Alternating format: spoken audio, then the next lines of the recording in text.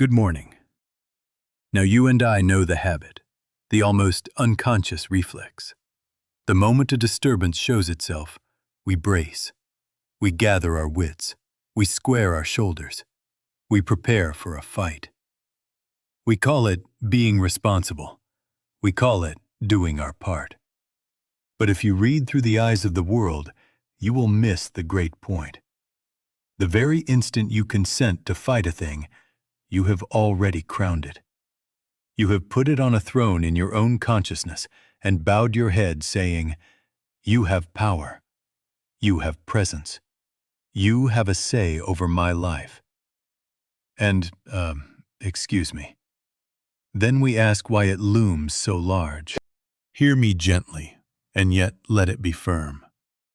The struggle is the proof that we have accepted the claim as real, as personal, as ours to manage.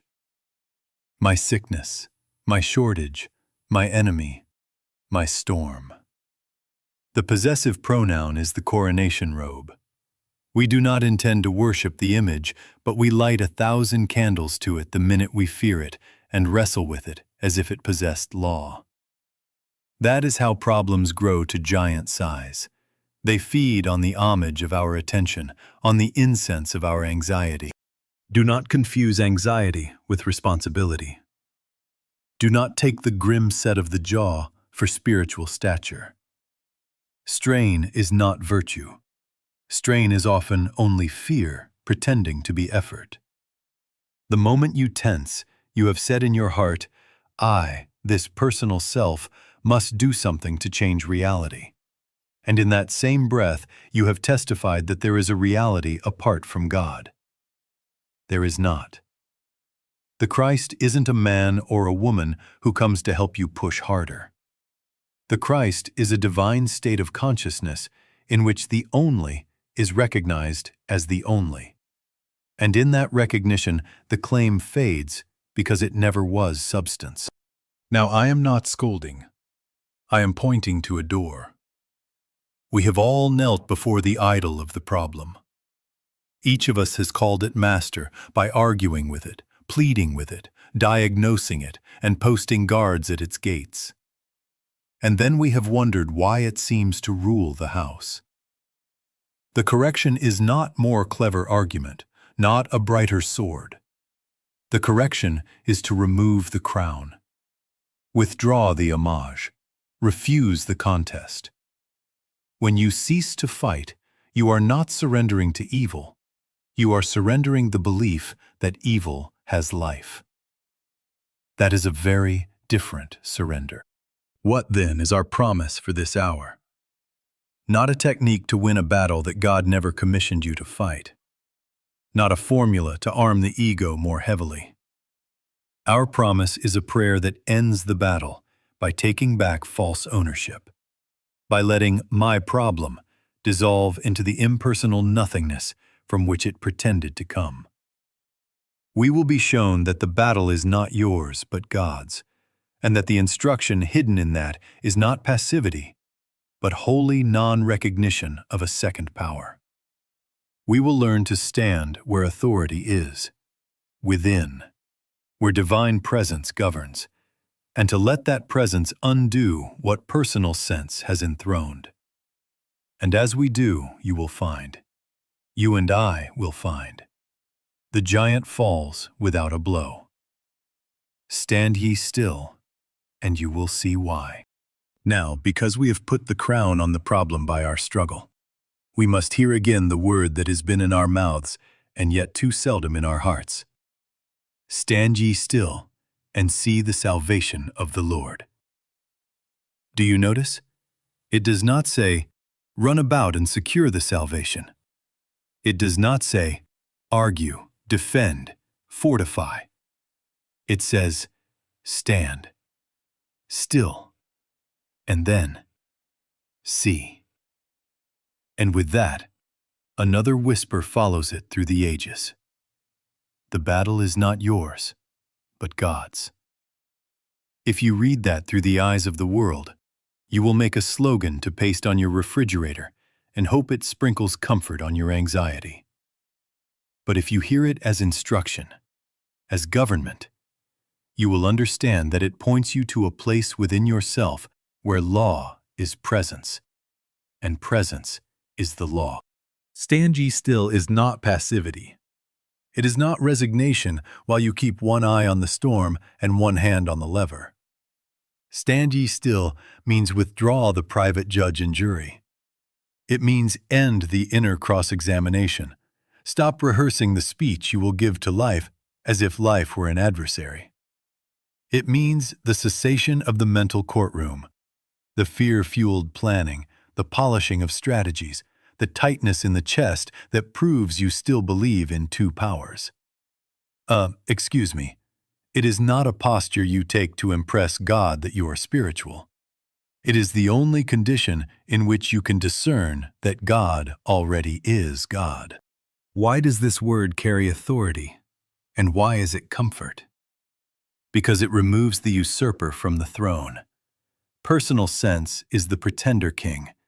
It has seated itself by our consent and then demanded that we protect its little kingdom. The instruction removes the throne itself. The battle is not yours but God's means. The actor is not the human mind. The motive force is not your fear. The issue at hand does not exist separate from the one life that is already fulfilling itself. Where the Spirit of the Lord is, there is liberty. And liberty does not wait for your panic to exhaust itself. Liberty is the nature of presence recognized. Do not make the mistake ever of being satisfied with a statement of truth. Don't be content to say, "Stand ye still," while inwardly you pace the floor of imagination. There must come, for you and me, an actual stilling, not up in the region of the head as a polished sentence, but down in the region of the heart as a relinquishment. Stillness is your willingness to stop giving suggestions to God. Stillness is your refusal to consult yesterday's fears for today's instructions. Stillness is the Sabbath of consciousness, in which the activity is God's activity. And so we stand, not to prove ourselves holy, but to become transparent. We stand because only in standing still does vision return. We stand, and in that quiet, you will find that seeing is given you. You will see what already is, divine principle governing itself, the only as the only, and the claim dissolving for lack of a mind to believe it. Stand ye still, and you will see. What then do we see? And why did we not see it a moment ago? If you read through the eyes of the world, you will miss the great point. The world's eyes are trained to measure substance by shadow and truth by noise. The world reads life in columns and numerals, symptoms and timelines, balances and due dates, approval ratings and reputations. It counts pills and appointments.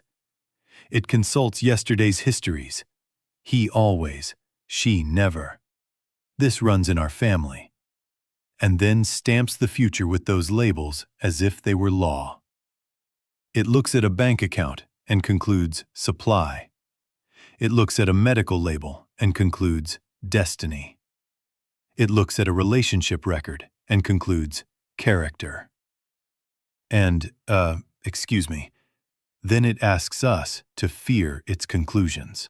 Fear, however, is not proof of danger. Fear is proof that we are interpreting from the wrong level of awareness. Fear is the needle on the dashboard of consciousness that says, you are trying to live life out here, among appearances, without first consulting the law at the center. Through the world's eyes, the thing grows. This symptom, this deadline, this letter from the tax office, until it seems a giant. Why? Because material sense reads magnitude by sensation and repetition. The more it pounds, the larger it looks. The more voices gather around it, experts, histories, headlines, the more enthroned it seems. But you will notice It grows only where it is believed. It has no life apart from the belief we lend it. This is not new to the spiritual story. Whenever the Christ appears, whenever truth dawns, authorities tremble. Those entrusted with the keeping of appearances always do. They feared then, and they fear now, because the presence that is truth is not a respecter of their measurements. While the wise are drawn with gifts, the authorities are troubled, and all their city with them. What is wisdom here? Not intellect, not scholarship. Wisdom is spiritual perception, the capacity of the heart to recognize reality beneath report, presence beneath picture, government beneath event. The wise did not worship the infant frame, they honored the principle that animated it. So too, you and I are not asked to admire a brave human facing a giant. We are asked to recognize that where a giant seems to be, only a claim upon consciousness is making noise. Now hear this gently.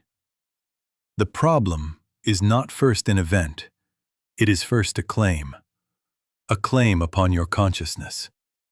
A suggestion that there exists a power or law or life apart from the one.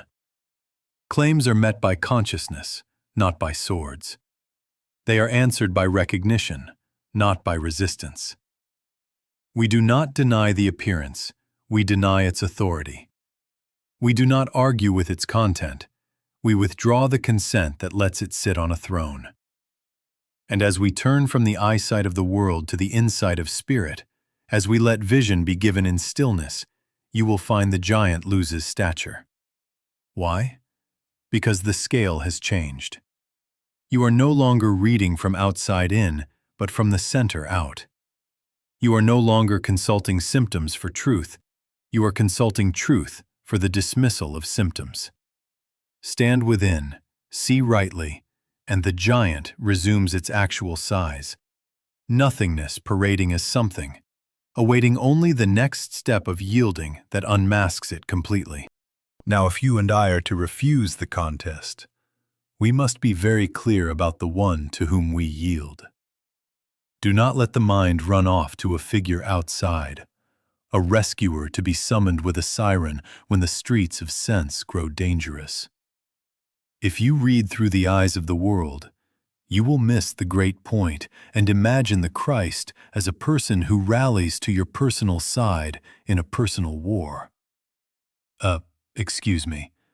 This is how personal sense protects itself. It seeks a stronger personal ally. It wants God as a superior combatant to defeat the problem it has already enthroned. That is why prayers so often sound like military orders whispered into heaven. But the Christ isn't a man or woman. The Christ is a divine state of consciousness. The Christ is the presence that lives you. The Christ is not a private assistant to your plans.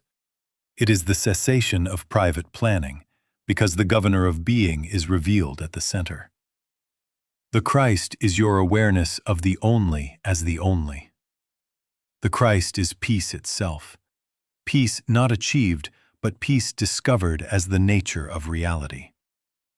The Christ is the animating life that breathes you without asking permission of your fear. The Christ is the intelligence that knows the way before there appears to be a way to know.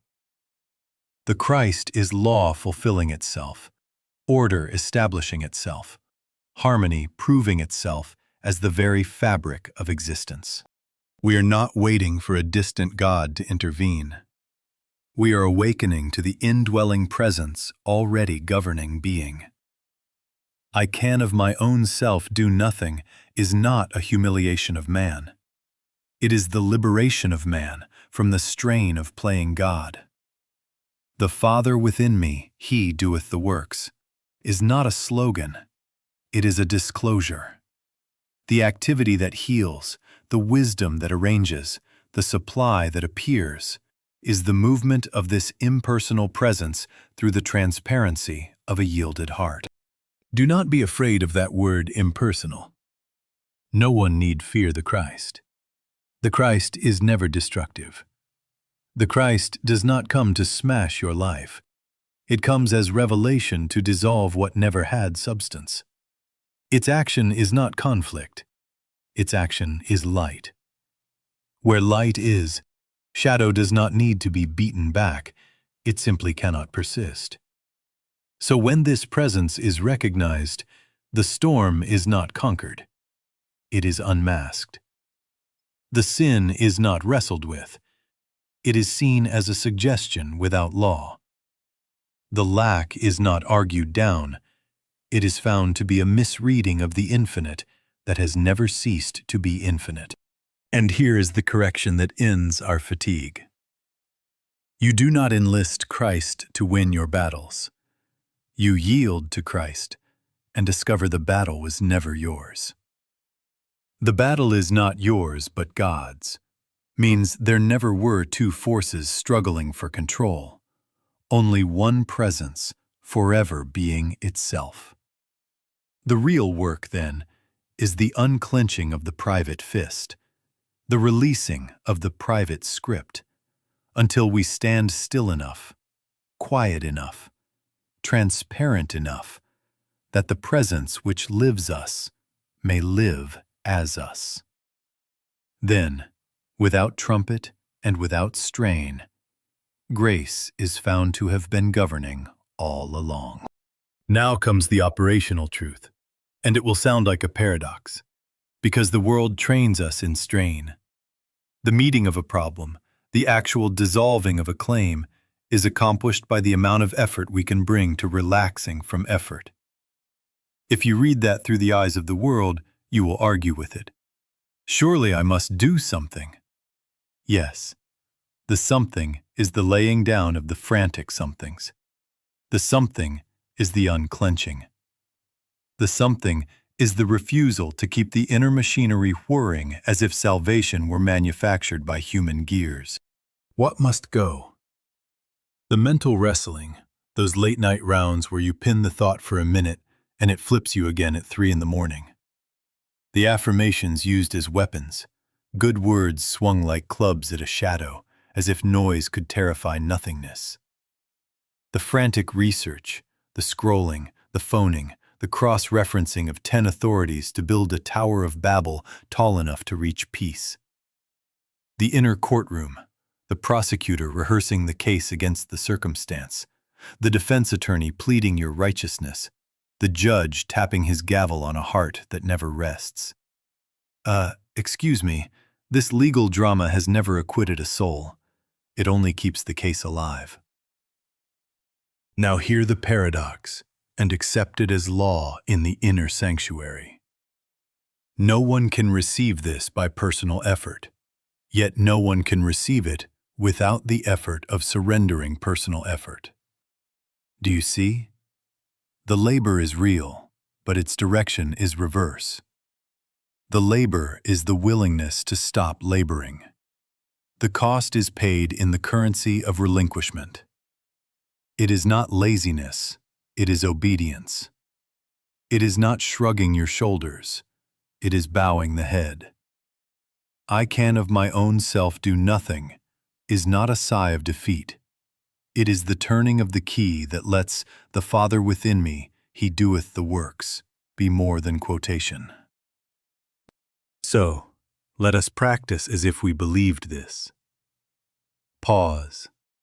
Breathe. Notice the contraction in the chest, the jaw, the stomach.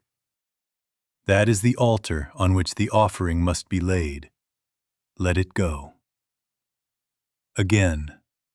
Pause. Breathe. Drop the shoulders. Open the hands in your lap. Take the mind off the object. Take the mind off the clock. Take the mind off outcomes. Refuse to try to move the mountain with thought. Let thought rest, like a pond that stops answering the wind. If a sentence of truth rises, do not fling it. Receive it and let it dissolve into quiet. If a fear speaks, do not answer it. Let it speak into emptiness without a judge to hear it. This relaxation is not neglect of duty. It is returning government to its governor. It is ceasing from private running, so the law that is presence may run its own universe through you. The real work is to stand down the private actor so that divine activity may be the activity. That is your obedience. That is your faith expressed as stillness. And as you hold to this, gently, steadily, without force, you will find the machinery powers off, the storm finds no sail, and in the silent room of the heart, a new movement is felt. It is not yours. It is the Father within doing the works. Now, let us speak plainly of the storm.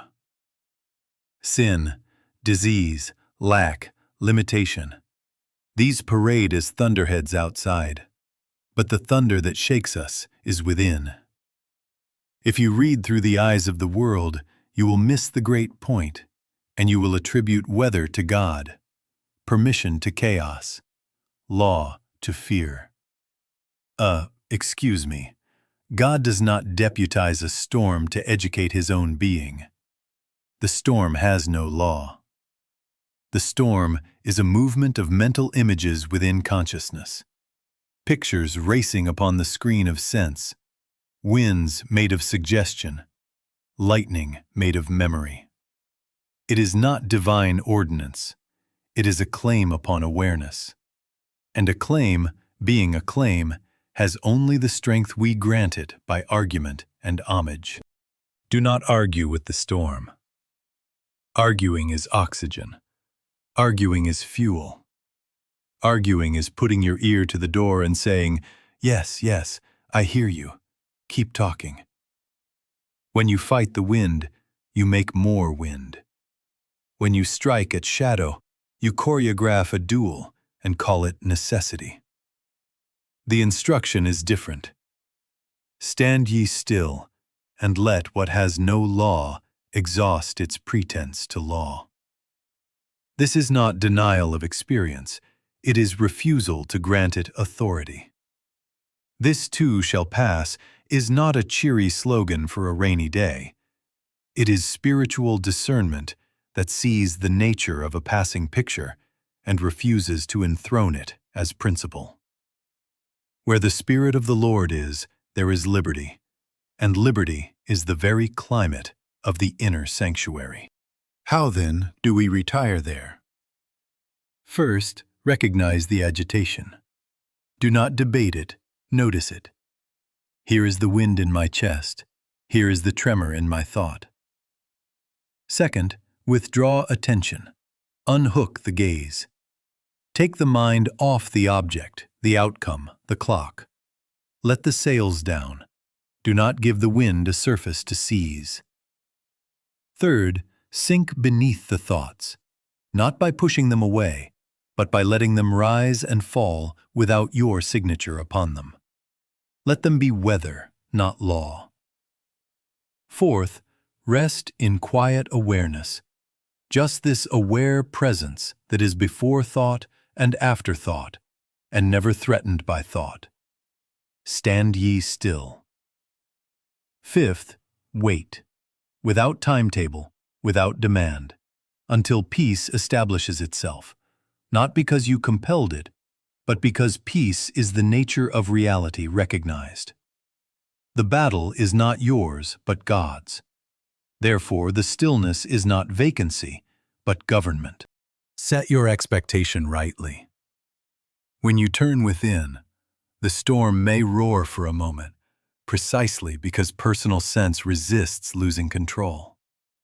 It will rattle the windows, it will bang the shutters, it will say, "Do something." Your answer is fidelity, not noise. You do not conquer it. You outlast its fiction by abiding in what is. Peace is not achieved by conquest. Peace is discovered by presence. The storm cannot write law into the kingdom. It can only write graffiti on the fence of attention. Refuse the role of reader. Abide. Abide as transparency, and you will find what saints and seers have found. As we retire to this inner sanctuary and wait, the storm passes, not because we pushed it, but because it had nowhere lawful to stay. So we retire, not to hide, but to reveal. We retire not to postpone action, but to let divine activity be the activity. And there, in the holy hush, the storm is unmasked as a stir in nothingness. And it passes. Now we come to the doing that is not doing.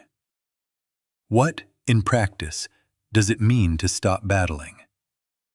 It means you stop granting the problem identity, time, and authority within your consciousness. Identity. You cease calling it mine. Cease narrating it as a character with history and intent. Time. You refuse to stretch it across tomorrows by rehearsing outcomes and due dates. Authority. You deny it the gavel. You will not let it dictate your mood, your schedule, your prayers. If you read through the eyes of the world, you will miss the great point and think this is passivity. Excuse me, it is government returning to its governor. The battle is not yours but God's is a jurisdictional fact. You withdraw the case from the lower court of personal sense and seat it silently in the high court of presence. Do not make the mistake ever of being satisfied with a statement of truth. A sentence can sit in the head like a postcard from a country you have not visited.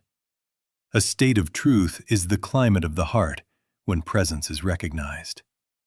The difference is known by its fruit. A statement agitates you into repeating it louder when fear rises. A state quiets you so fear has no echo. Therefore, let every true sentence be a doorway, not a destination. Walk through it into silence until the hush itself becomes conviction. And here is a living prayer, not to be brandished, but to be entered. Father, I cannot do this. I do not know. Reveal thyself. Govern. Be the law unto this moment. You do not shout these words at a condition. You sink into them. You lay your private plan upon the altar of, I do not know, and you do not snatch it back. You abide. Stand ye still. Wait without bargaining until the sense of, I must, loosens, and the sense of, God is, dawns of itself. Then the words fade, and the state remains. What changes when you pray like this? Behavior changes of its own accord. Compulsive actions thin out. Right actions clarify. The 10 phone calls you imagined making become one, and it is the right one. The frantic email you were composing is never sent, and peace is not delayed by your noise. The shopping of experts quiets, and counsel comes unforced, perhaps in a sentence from a friend, perhaps in a sudden inner yes to a very simple step. Panic yields to timing. You move when moved, and when you move, it is effortless, because you are not pushing, you are carried. Before, the pattern was fight, fatigue, obsession. Hours spent rehearsing, measuring, retaliating in thought. Then collapse, then repeat. After, the habit becomes yielding, inner quiet, the next step appearing without strain. You will notice fewer self-accusations and more gentle receptivity. You stop blaming yourself for not being clever enough, strong enough, fast enough. You start consenting to be transparent enough. I can of my own self do nothing, ceases to be humiliation and becomes relief. And in that relief, the Father within doeth the works, becomes experience. Practically, you refuse to grant the claim identity. You do not let it wear your name. You refuse to grant it time. You do not date it. You do not schedule its return. You do not forecast its future. You refuse to grant it authority. You do not let it choose your thoughts, your tone, your next hour. Instead, you live in this prayer until it lives you. Not a phrase you say, but a surrender you keep consenting to, minute by minute, until peace moves from idea to inevitability, until there is, down in the region of the heart, the quiet certainty, God is the law here. Then the contest ends, not by victory banners, but by absence of an enemy and presence governing as itself. The liberation comes, not by out-arguing the claim, but by removing its seat of honor within. A problem cannot dominate where it is not believed, feared, or mentally entertained as power. It must be invited. It must be fed. It must be rehearsed. Take away its audience, and it has no theater. Take away its throne, and it has no rule. You end the battle by refusing to meet it on the level where it pretends to rule.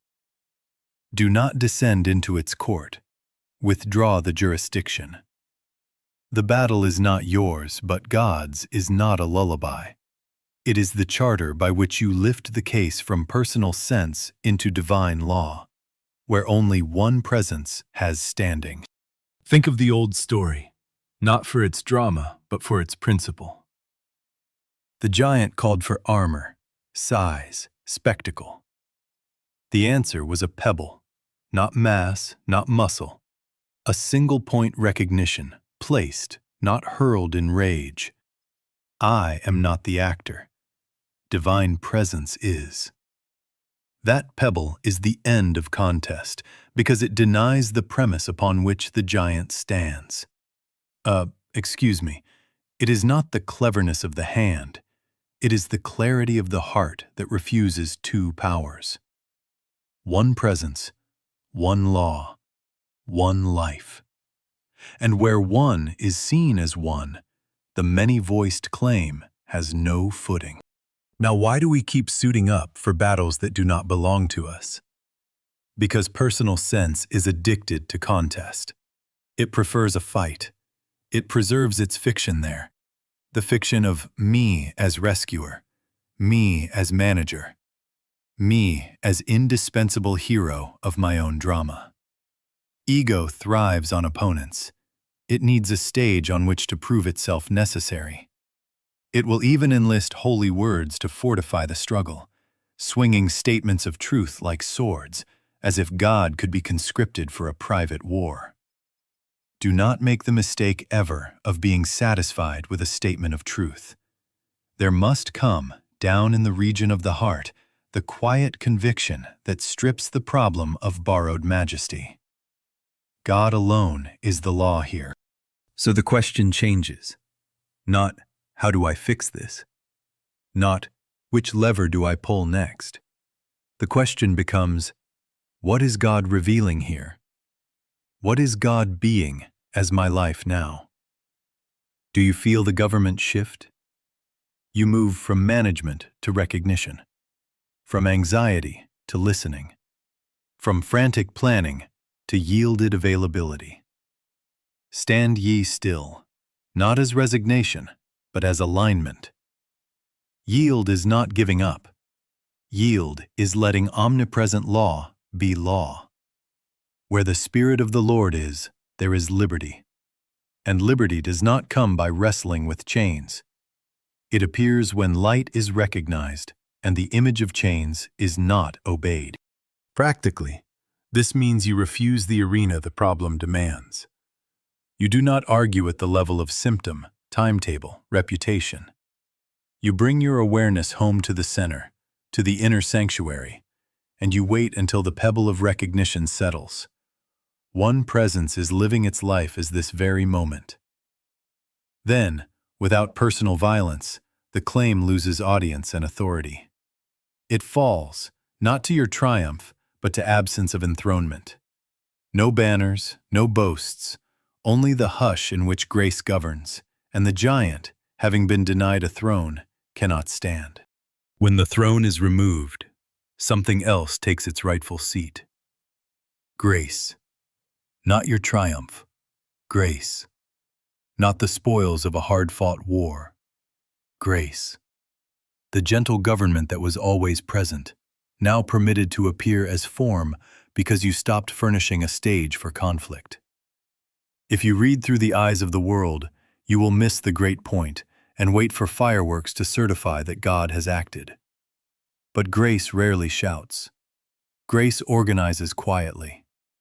It rearranges a thought here, loosens a fear there, closes one door without panic, and opens another without parade. The results, so-called, are not payment for effort.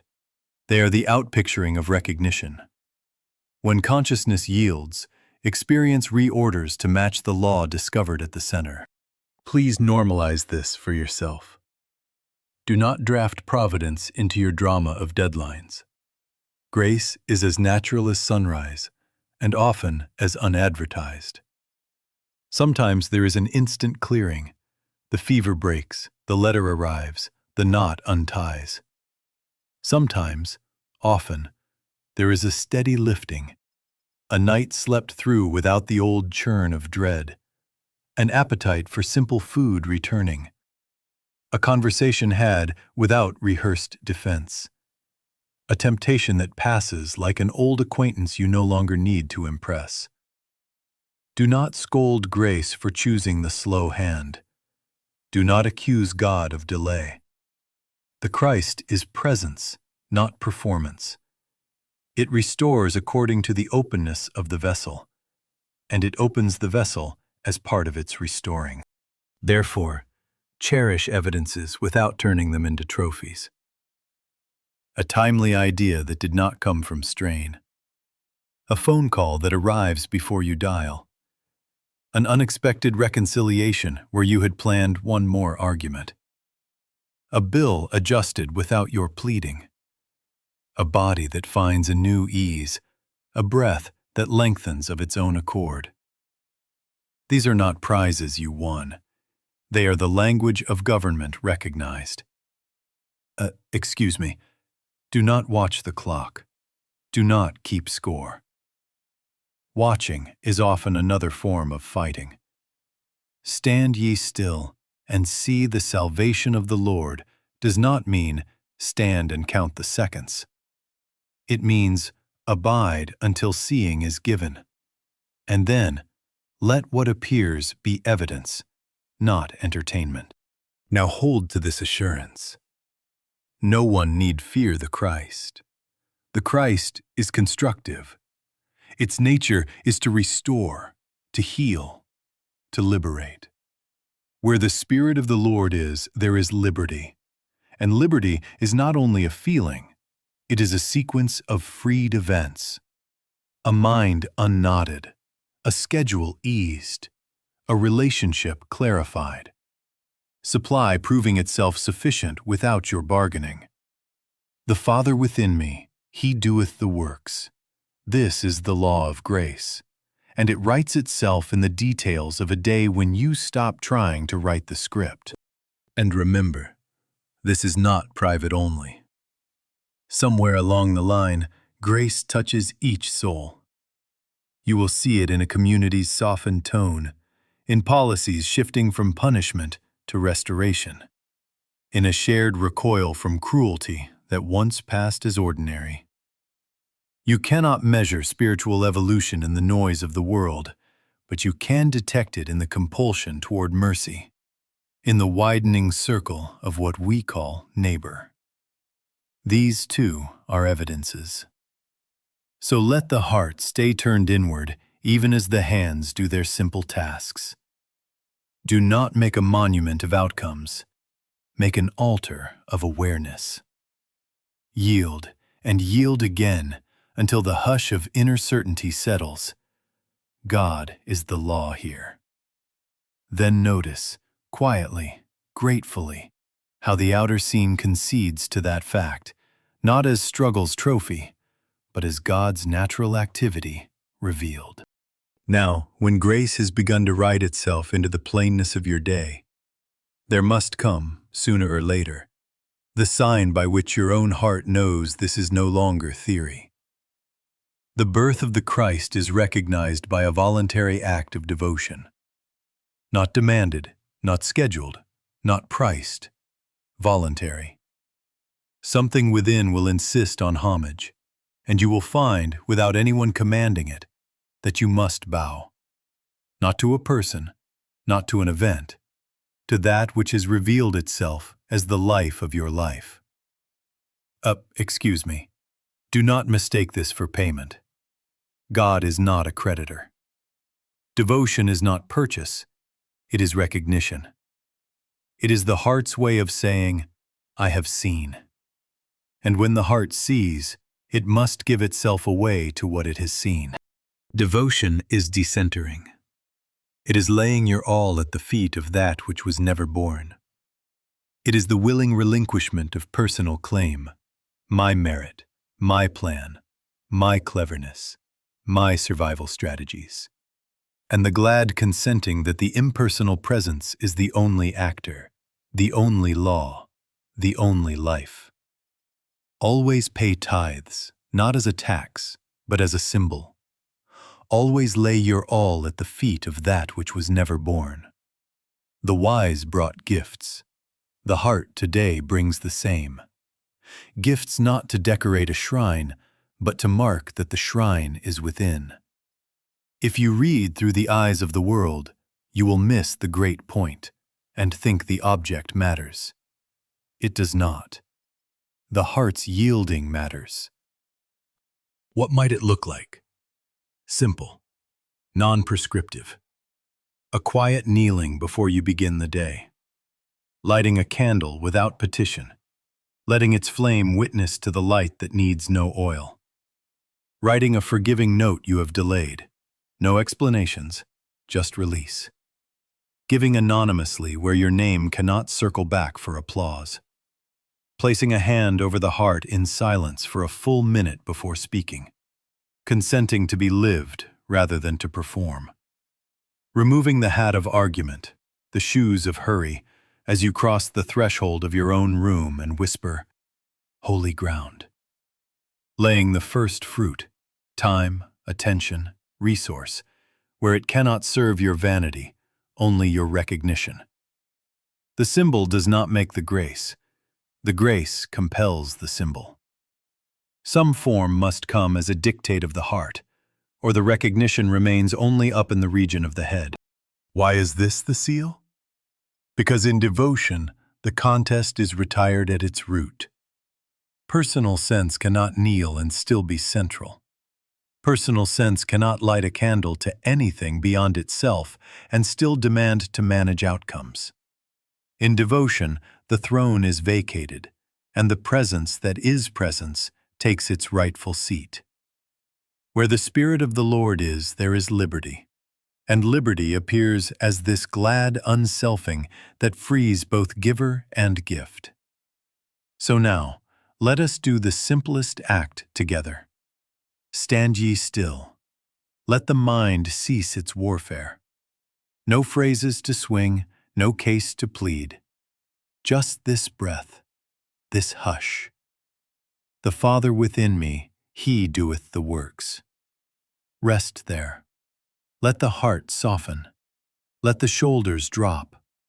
Consent to be lived. And hear it as the final word written upon the heart. The battle is not yours. The victory is not yours. The peace is not yours. It is God's, and therefore it is certain. We bow to that certainty. We rise in that certainty. We live by that certainty. Thank you.